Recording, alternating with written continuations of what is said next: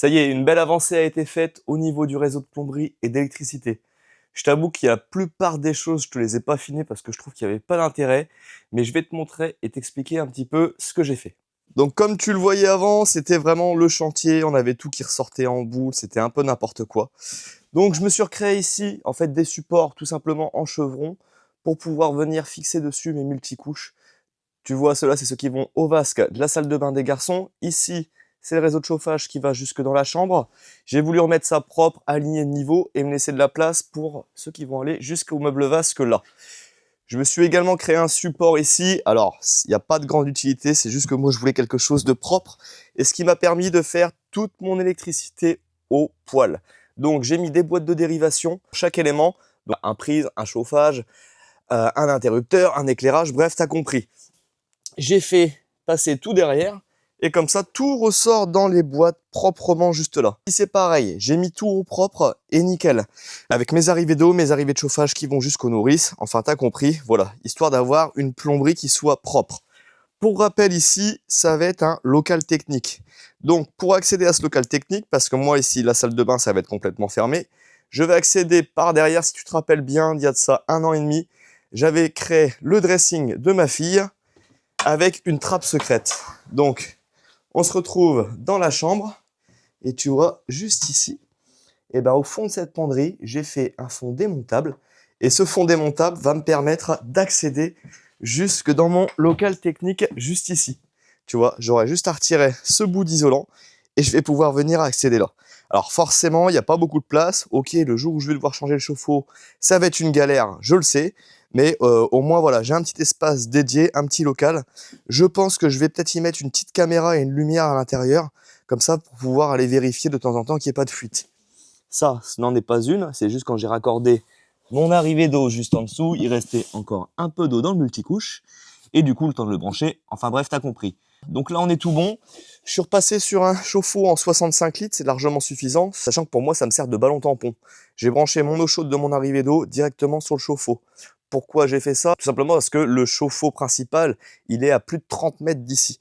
Donc en fait, pour éviter de faire couler l'eau froide pendant 5 minutes, et ben au moins, mon eau, elle est réchauffée juste ici. Et en fait, on n'a pas à attendre, l'eau arrivera directement à la douche, baignoire et vasque là.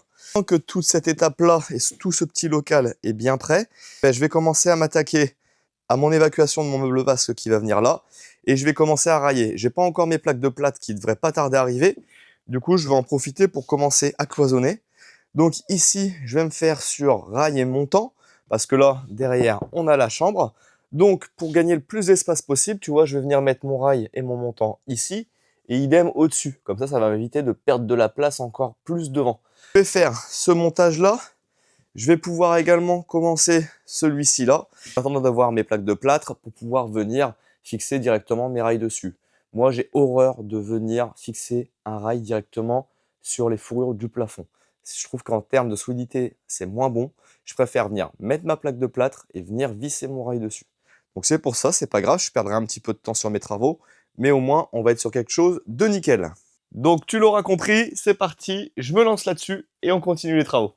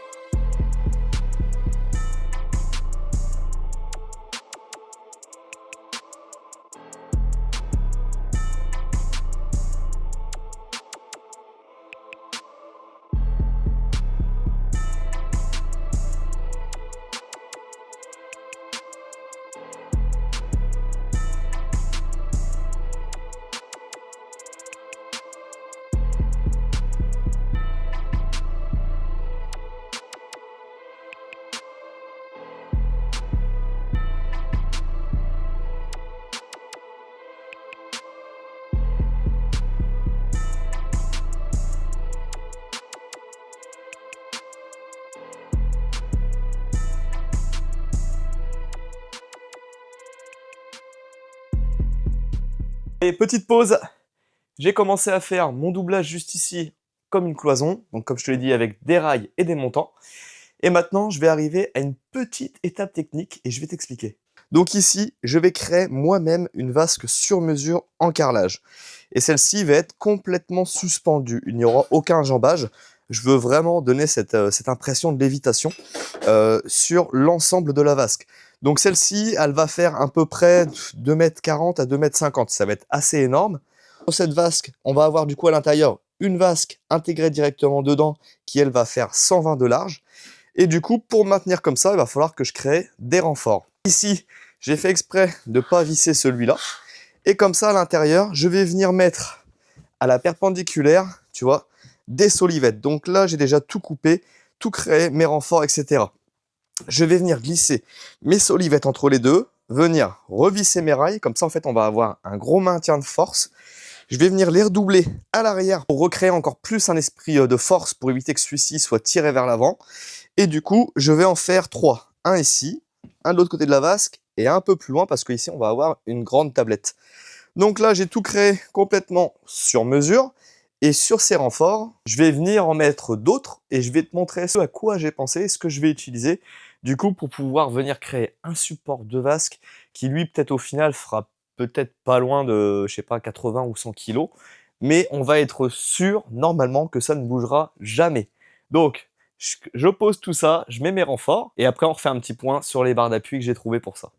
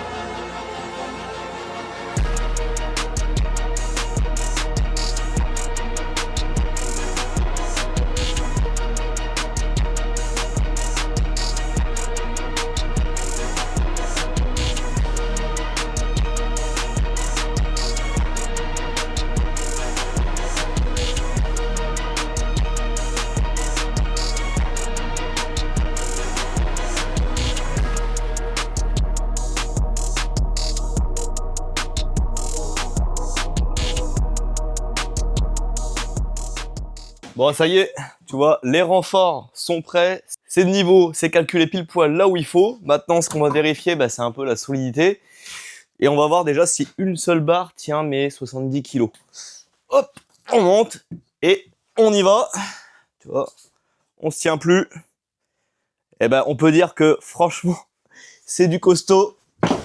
Ça bougera pas. Et ça, si tu veux, c'est des barres qu'on peut utiliser généralement en plomberie pour pouvoir venir faire tout notre système de collier dessus pour maintenir plusieurs tuyaux qui pourraient passer de cuivre ou autre, ou même limite des galeries élec. Et j'ai trouvé ça super costaud parce qu'en termes d'épaisseur, on doit être sur du 5 mm. C'est un U qui est recourbé, donc comme ça en fait, en termes ici de maintien, on est au top. Et ça m'évite de mettre une grande équerre avec un débord comme ça qui aurait pu peut-être se voir. Donc là, au moins, on est au top. Et tu te demandes pourquoi je les mets maintenant? Je m'étais dit à la base, je vais faire passer ma plaque de plâtre par-dessus pour que ça se noie dedans et que je sois pas embêté avec l'épaisseur du carrelage. Mais en fin de compte, je pense que avec l'épaisseur de la tête de vis et l'épaisseur de l'équerre, je les retirerai certainement et je les mettrai par contre avant de carreler. Je laisserai la réservation dans la plaque de plâtre, je la mettrai et comme ça m'embêtera pas tout le long du chantier. Maintenant que cette partie-là est faite, je peux plus avancer dessus, je suis bloqué. Donc maintenant, je vais attaquer ce côté-là qui va être l'intérieur de la douche avec la création d'une niche sur mesure à l'intérieur. Après, je pourrais peut-être passer un petit peu d'élec, mais sinon je vais être bloqué jusqu'à temps que je reçoive bien les plaques de plâtre. Mais ça, tu vas le voir très bientôt.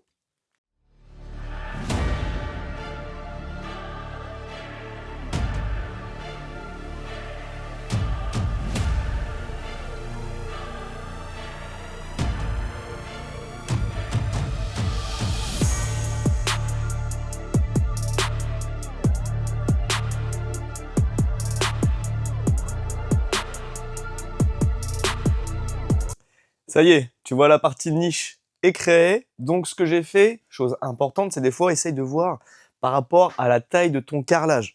Moi, je fais jamais les choses au hasard. Tu vois ici, je sais que je vais mettre un carrelage de minimum 120 de large. La hauteur, ça va être encore à voir parce que tu sais, le problème qu'on a chez nous, c'est la cage d'escalier. Au niveau de cet étage-là, il n'y a pas de problème, ça passe. Mais c'est entre le rez-de-chaussée et le premier que c'est toujours un peu compliqué en termes de hauteur. Donc le choix, il n'est pas encore fait à 100%. Il y a des chances qu'on soit sur du carrelage de 120 par 260. Donc on va le revoir. Donc ça, c'est un petit élément qu'on reverra par la suite. Comme je te disais, du coup, la niche a été faite en fonction de. Maintenant que ça c'est fait, je vais pouvoir commencer à plaquer. Ça, c'est ce que je me disais juste avant que je me rende compte que les outils pour la pose de plaques de plâtre sont sur un chantier. C'est un peu le problème quand tu es artisan, que tu vas sur les chantiers et qu'ensuite tu bosses chez toi le week-end. Bah ouais, des fois tu oublies un peu de choses. Donc je vais voir quand même ce que je peux commencer à faire, parce que là je vais avoir un raccord de plomberie qui est pareil chez mon client. Donc tu vois, on s'embête un petit peu. Bref, je vais pouvoir quand même faire tous les trucs que je n'aime jamais faire et que je repousse jusqu'à la fin. Et ben tu vois, aujourd'hui c'est le moment de les faire. Faut que je passe des fils dans mes gaines en attente. Donc ça, c'est des gaines que j'avais remontées au tout début des travaux de la maison. Et tu vois, elles sont vides. Donc j'ai du RJ à passer à l'intérieur, mais j'ai aussi des alimentations à remonter. Donc je vais devoir en repasser de là jusque tout en bas. Et comme je te disais, en fait, comme c'est des choses, je ne sais pas, pas esthétiques, ou enfin, c'est comme c'est des choses qui ne se voient pas, ça m'embête toujours de le faire. Donc là, on va dire que j'ai pas le choix. Je vais préparer tout ce qui ne se voit pas. C'est-à-dire tous mes passages pour mes futurs éclairages. Il faut savoir qu'il n'y aura encore aucun spot dans cette salle de bain. On va tout faire en LED avec le comptoir de l'éclairage. Je lui ai envoyé les plans, il m'a fait un projet d'éclairage qui, encore une fois, va être juste monstrueux. Donc je vais te montrer que même dans une salle de bain, tu peux réaliser un éclairage sans mettre aucun spot, juste avec de la LED. Ça, je vous le dis, c'est le futur de l'éclairage et on va essayer d'être un peu précurseur sur ça aussi grâce à Fabien. J'ai plus qu'à faire ça. Je passe tous mes réseaux élec, je vais avoir une boîte de dérive que je vais mettre, je pense, juste ici. J'ai mes alimentations de VMC, mes alimentations de prise, d'éclairage, etc., etc. Donc tu vois, au final, je vais avoir quand même largement de quoi m'occuper aujourd'hui avant de pouvoir commencer à plaquer.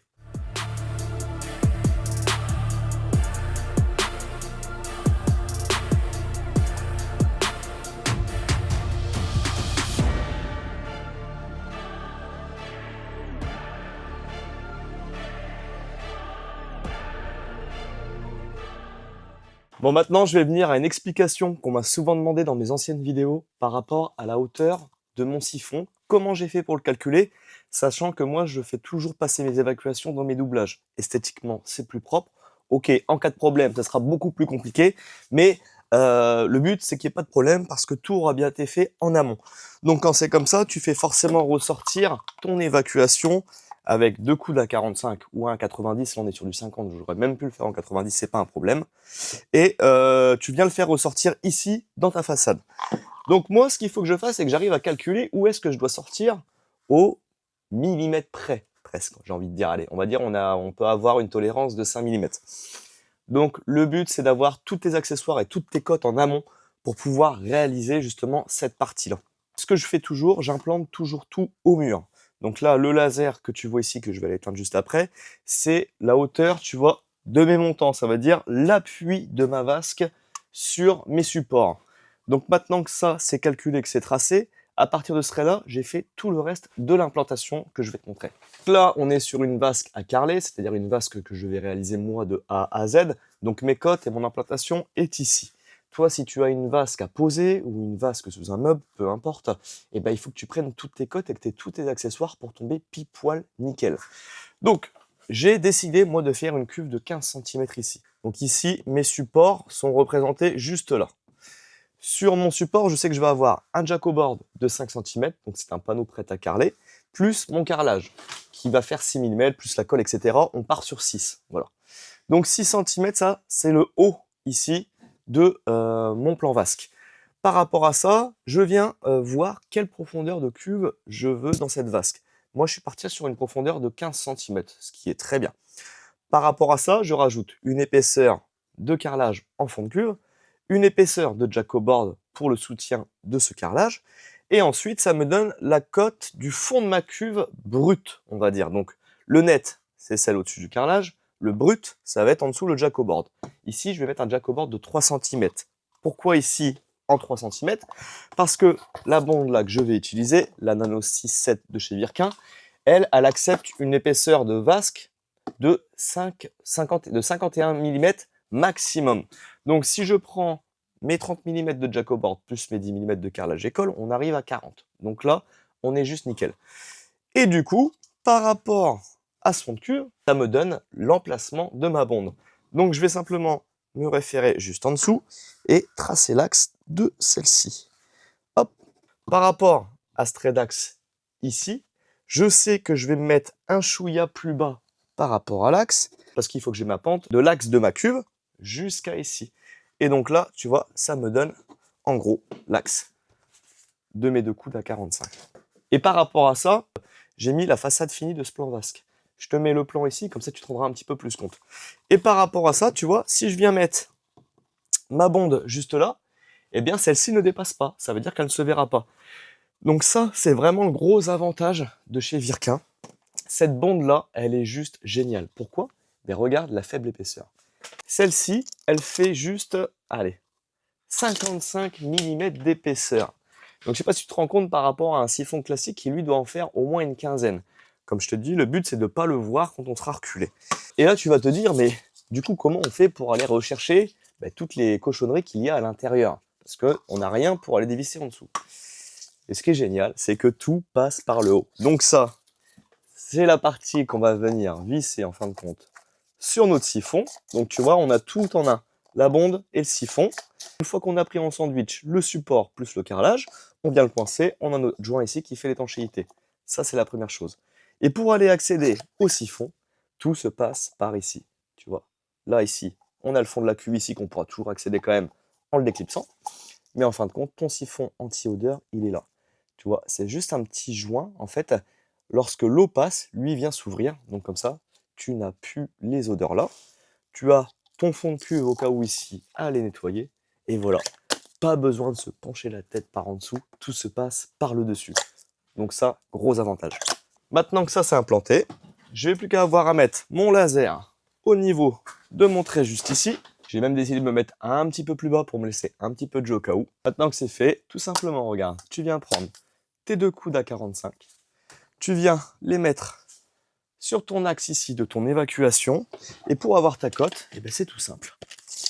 Ah, tu prends ton mètre et tu viens mesurer entre les deux ce qu'il te faut. Hop, tu vois, là on se met dans l'axe.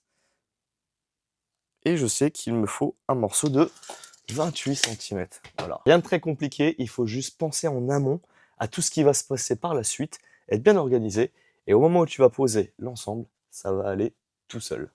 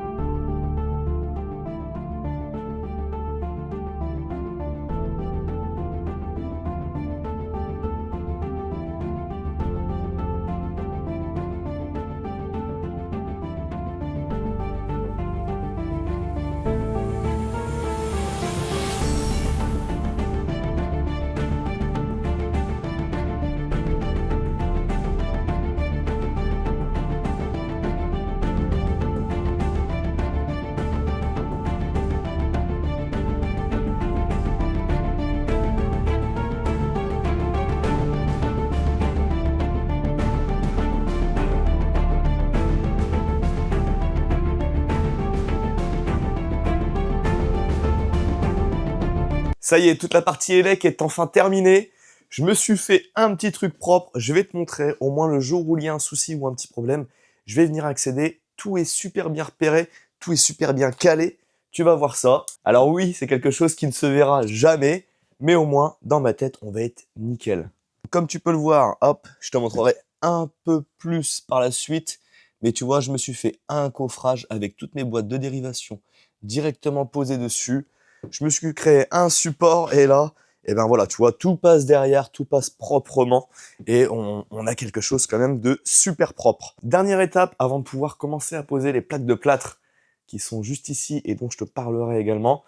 Je vais venir mettre cette petite pièce-là en plafond, juste à cet endroit-là. Parce que ici, on va avoir la douche. À la base, j'étais parti sur un ciel de pluie en encastré qui partait de ce mur-là. Et puis en réfléchissant, je me suis dit que ce serait peut-être pas forcément super esthétique. Donc j'ai décidé de faire partir mon ciel de pluie directement du plafond. Et je vais devoir aller installer cette pièce-là en biais avec mon multicouche qui va passer à l'intérieur. Donc je vais devoir me créer une pièce exprès qui va être mise derrière mes rails avec une pièce en biais pour que celle-ci soit bien droite et de niveau et qu'on ait quelque chose de super propre qui ressorte du plafond par la suite. Donc je vais prendre toutes mes cotes, je vais calculer ma pente et une fois que c'est fait, je vais venir installer cette petite pièce-là juste ici et on n'en parlera plus, on va pouvoir enfin mettre les premières plaques de plâtre et là c'est cool parce que visuellement ça va tout changer.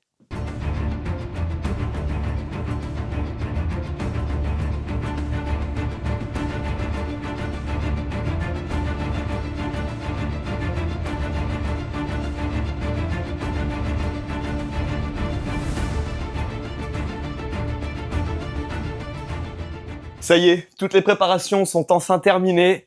On va pouvoir commencer à se mettre à plaquer et ça c'est plutôt cool. Il y avait un peu de boulot, mais comme dans toute salle de bain, il faut vraiment penser à tout. Les arrivées électriques, les arrivées d'eau, les évacuations d'eau, mais tout, il faut rien oublier parce qu'une fois que tu auras plaqué, c'est juste terminé. Donc si tout se passe bien et normalement par logique, tout est bien passé et rien n'a été oublié. Maintenant que toutes les préparations sont faites, je pense qu'on va s'en arrêter là. On se retrouvera dans le prochain épisode. Cette fois-ci, on parlera de la plaque de chez Knauf, une nouvelle plaque de plâtre que tu vas pouvoir mettre dans l'ensemble de ta maison sans te poser de questions, sans devoir prendre une hydro d'un côté, une phonique de l'autre, une standard. Bref, je t'en parlerai dans le prochain épisode. Sur ce, je vous remercie d'avoir regardé la vidéo jusqu'au bout. Désolé pour tous ces temps d'attente entre chaque épisode. En ce moment, l'entreprise tourne de feu avec la nouvelle activité que j'ai lancée. Forcément, on ne s'arrête plus. La maison, les enfants, l'entreprise. Enfin, tu l'auras compris, beaucoup de boulot. Encore une fois, s'il y a un peu d'attente entre les épisodes, désolé les bros. On se dit à la prochaine. Ciao!